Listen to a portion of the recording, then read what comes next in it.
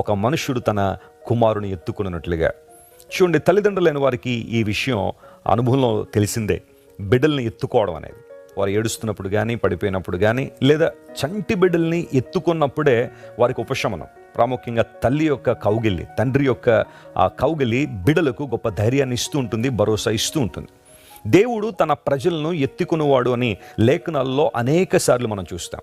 మనందరికీ తెలిసిన వాక్య భాగం కదా, యెషయా 46:4 ముదిమి వచ్చు వరకు ఎత్తుకునేవాడను నేనే అని దేవుడు చెప్పాడు.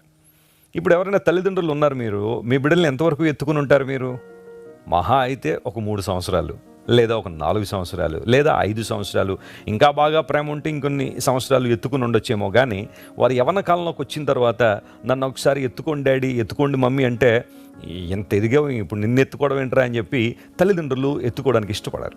కానీ దేవుడు ఎంత మంచివాడంటే ముదిమి వచ్చు వరకు మనల్ని ఎత్తుకుని నడిపించేవాడు ఆయనే.